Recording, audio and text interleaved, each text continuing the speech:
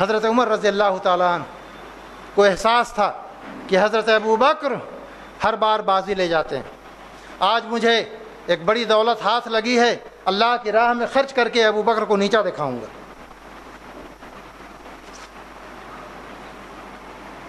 اس دولت میں سے آدھی بال بچوں کے لیے چھوڑا اور آدھی پوری دولت رسول اللہ کی خدمت لا کر مسجد نبوی میں ڈھیر کر دیا۔ اللہ کے رسول نے پوچھا، عمر سب لے آئے ہو یا بچوں کے لیے کچھ چھوڑا ہے؟ یا رسول اللہ اتنی ہی رقم میں بچوں کے لیے چھوڑ آیا ہوں۔ آپ نے انہیں دعا دی۔ تھوڑی بات دیکھا کہ حضرت ابو بکر گھر کا سارا اثاثہ اٹھائے لدے پھدے مسجد نبوی میں داخل ہو رہے ہیں۔ رسول اللہ نے یہی سوال کیا، کچھ بچوں کے لیے بھی چھوڑا ہے؟ فرمایا بچوں کے لیے، ماں باپ کے لیے تو صرف اللہ اس کے رسول کا نام کافی ہے، جو کچھ تھا وہ لا کے میں نے حاضر کر دیا۔ حضرت عمر رو پڑے، کہنے لگے ابو بکر سے کوئی بازی نہیں لے جا سکتا۔ ایک غریب انصار مہاجر، انصاری، مہاجر نہیں انصاری، مزدور، اس نے سوچا رسول اللہ نے عام چندے کی اپیل کی ہے، میں کیا کروں؟ روزانہ مزدوری کرنے والا، اپنے بال بچوں کا بڑی مشکل سے پیٹ پالنے والا، رسول اللہ نے عام چندے کی اپیل کی ہے، مجھے بھی تو اس چندے میں حصہ لینا، میں کیا کروں؟ اس نے ایک منصوبہ بنایا۔ رات بھر ایک آدمی کے ہاں اس نے پانی چلا کر کے مزدوری کی۔ رات بھر پانی چلانے کے بعد چند سیر کھجوریں اس انصاری مزدور کو ملی اجرت میں۔ بھاگا ہوا لے کے آیا، یا رسول اللہ میری بس یہی استطاعت تھی۔ اللہ کے رسول اس کے ادب اور احترام میں کھڑے ہو گئے، اس کی چند سیر لے کر، کھجوریں لے کر اس ڈھیر زر و جواہر پر پھیلا دیا اور فرمایا ہو سکتا ہے ان چند سیر کھجوروں کی برکت سے اللہ رب العزت اس زر و جواہر کو قبول کر لے۔ جذبہ بولتا ہے، کمیت نہیں بولتی، مقدار نہیں بولتا، معیار بولتا ہے۔ کس نیت کے ساتھ، کس جذبے کے ساتھ ایک مسلمان اللہ کی راہ میں خرچ کر رہا ہے، اللہ وہ دیکھتا ہے۔ کسے خبر کہ ہزاروں مقام رکھتا ہے وہ فقر جس میں ہے بے پردہ روح قرآنی، خودی کو جب نظر آتی ہے قاہری اپنی، یہی مقام ہے کہتے ہیں جس کو سلطانی۔ میرے دوستو، آپ کہیں گے تو اسلامی تاریخ کی روایات ہیں، بلا شبہ بلا شبہ یہ اسلامی تاریخ کی تابندہ اور روشن روایات ہیں جس پر ہم فخر کرتے ہیں، لیکن مجھے کہنے دیجئے کہ اسلامی تاریخ آج بھی اپنے آپ کو دہرا رہی ہے، اور تاریخ ہمیشہ اپنے آپ کو دہراتی ہے۔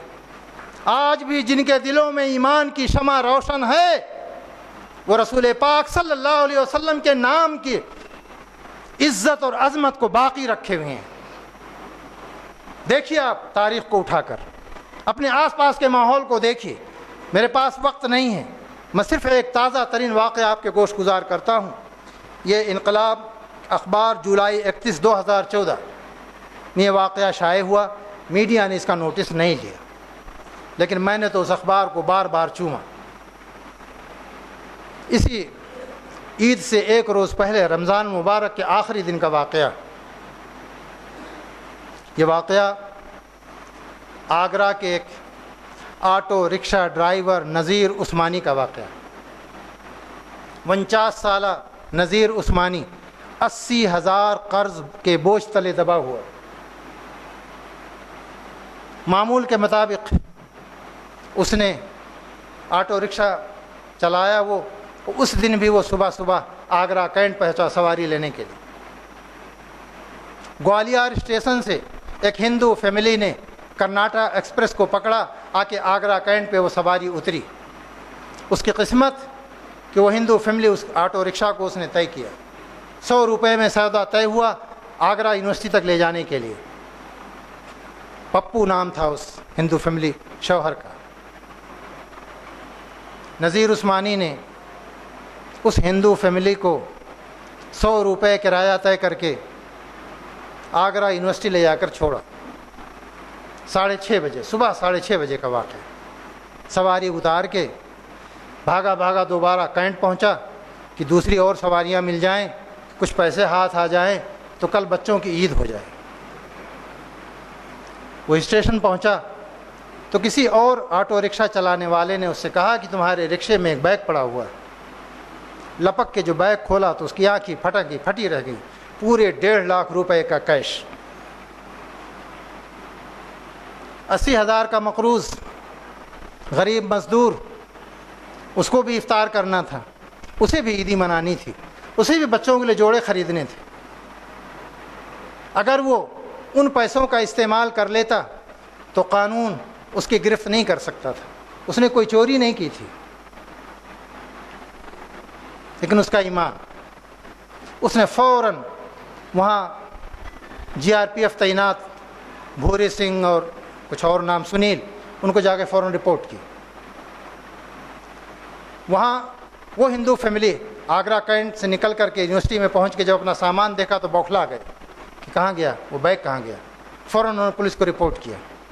ابھی وہ بحث کر ہی رہے تھے جب تک یہاں GRPF نے موبائل پر اطلاع دی کہ ایک بیگ یہاں ملا ہے، اس میں پیسے ہیں، جس کے بھی ہو آ کر کے شناخت کر کے لے لو۔ وہ ہندو فیملی بھاگی وہاں اسٹیشن پہنچی، نذیر عثمانی وہاں کھڑا رہا آخر تک۔ ہندو فیملی آئی، نذیر عثمانی نے کہا بھیا تمہارے پورے پیسے گن لو، میں ابھی یہاں کھڑا ہوں۔ پپو کی بیوی دھاروں دھار رونے لگی، نذیر عثمانی کے قدموں پہ گر گئی۔ 500 روپے کا اس نے نوٹ نکال کے انعام دیا۔ نذیر عثمانی نے ان 500 روپے سے اپنی عید منائی۔ تقریر سے ممکن ہے نہ تحریر سے ممکن وہ کام جو انسان کا کردار کرے۔ اگر ہم نذیر عثمانی بن جائیں تو ہندوستان میں ہمارے کتنے مسائل خود بخود حل ہو جائیں۔ اقول قولی ھذا واستغفر اللہ لی ولکم اجمعین واستغفروہ انہ ھو الغفور الرحیم، والسلام علیکم ورحمۃ اللہ وبرکاتہ۔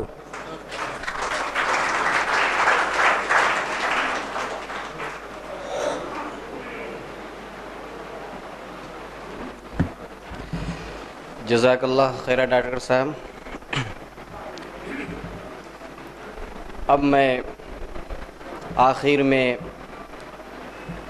بابری مسجد ایکشن کمیٹی کی کنوینر اور مسلم پرسنل لا بورڈ کے اہم ممبر اور قوم و ملت کے لیے سب کچھ اپنا ہمہ وقت قربان کر دینے کے لیے تیار رہنے والے اور ہمارے مہمان خصوصی جناب ظفر یاب گیلانی صاحب کو میں مدعو کرتا ہوں کہ وہ آئیں اور ہماری حوصلہ افزائی فرمائیں۔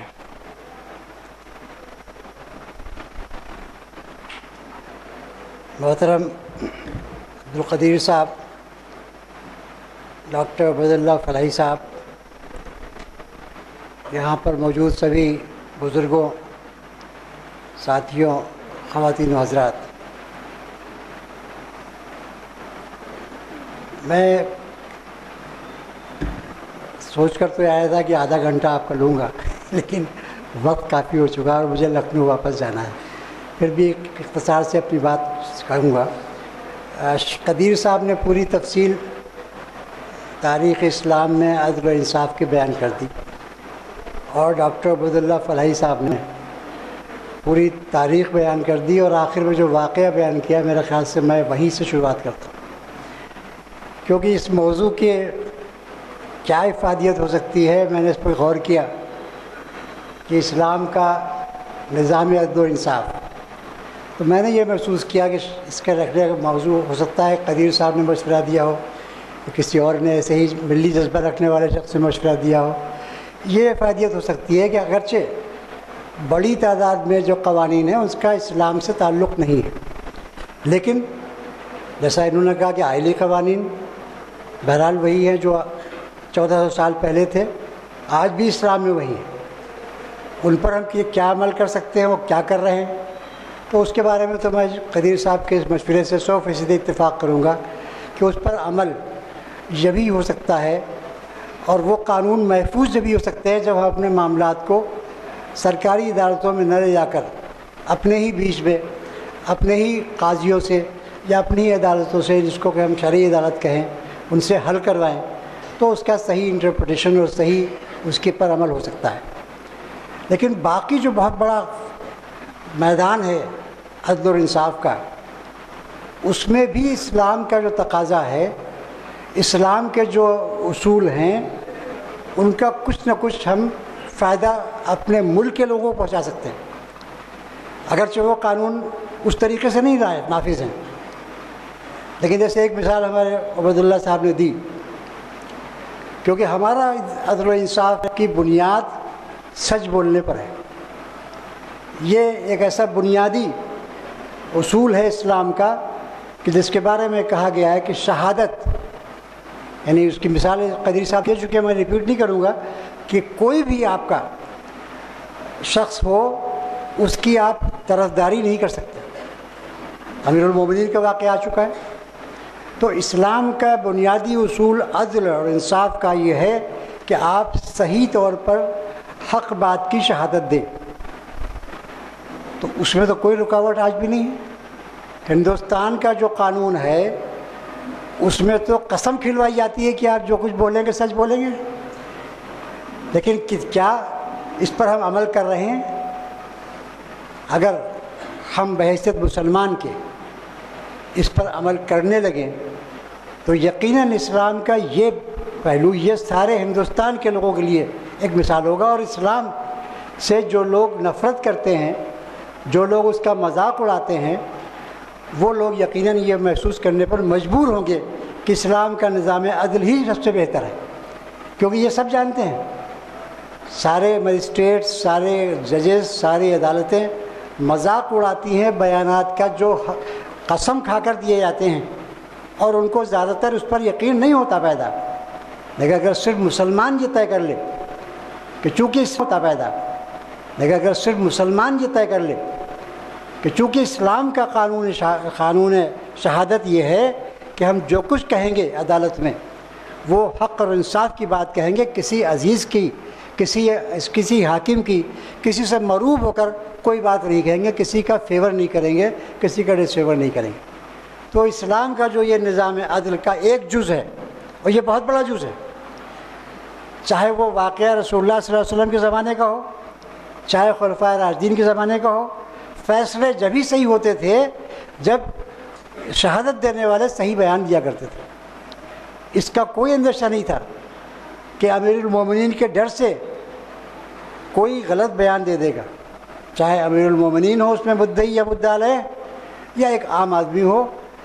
مسلمان کی حیثیت سے شہادت میں دینے والا، بیان دینے والا ہمیشہ سچ اور انصاف کی بات کرتا تھا. تو اس میں تو کوئی دقت نہیں ہے. آج بھی ہمارا جو نظام عدل ہے ہندوستان کا اور دنیا کے ہر ملک کا، خواہ وہ امریکہ کا ہو، چاہے فرانس کا ہو، چاہے انگلینڈ کا ہو، ہر ملک میں فیصلہ ہوتا ہے، اس کی ایک اہم رکن ہوتا ہے بیان، چاہے وہ بیان مدعی ہو چاہے بیان مدعا علیہ ہو. تو جہاں پر مسلمان فریق مقدمہ ہے اس کے اوپر تو یہ فرض ہوتا ہے کہ وہ جو کچھ صحیح ہے، جو حق کی بات ہے وہی بیان دے گا. تو ایک تو بات مجھے صرف یہ عرض کرنا تھی کہ یہ بات اس موضوع سے بالکل مطابقت رکھتی ہے، اور آج بھی اتنی ہی اہمیت رکھتی ہے جتنی آج سے 1400 سال پہلے رکھتی تھی. جو ہماری بنیاد عدل و انصاف کی ہے اس میں سب سے اہم بنیاد یہ ہے کہ ہم جو بات صحیح ہے وہی کہیں گے. میں اور آگے بڑھوں تو یہ بات کہ انصاف کا جو تقاضا اسلام کے مطابق ہے، جو ذمہ داری ایک قاضی کو اس وقت دی گئی تھی جو آج سے 1450 سال پہلے قاضی مقرر ہوا تھا، چاہے وہ خلیفۃ المسلمین حضرت عمر کے زمانے کے قاضی ہو چاہے اس کے بعد کے قاضی ہو، وہ ذمہ داری بھی پوری ہو سکتی ہے ان لوگوں کے ذریعے جو آج اس منصب پر فائز ہیں اور مسلمان ہیں. کہاں روکا ان کو کسی نے؟ کہاں روکا ہے؟ آج کے منصف مجسٹریٹ کو، آج کے سول جج کو، آج کے ہائی کورٹ جج کو، آج کے سپریم کورٹ جج کو ہندوستان کے قانون نے وہ صحیح انصاف کرنے کا جو ہندوستان کا قانون ہے.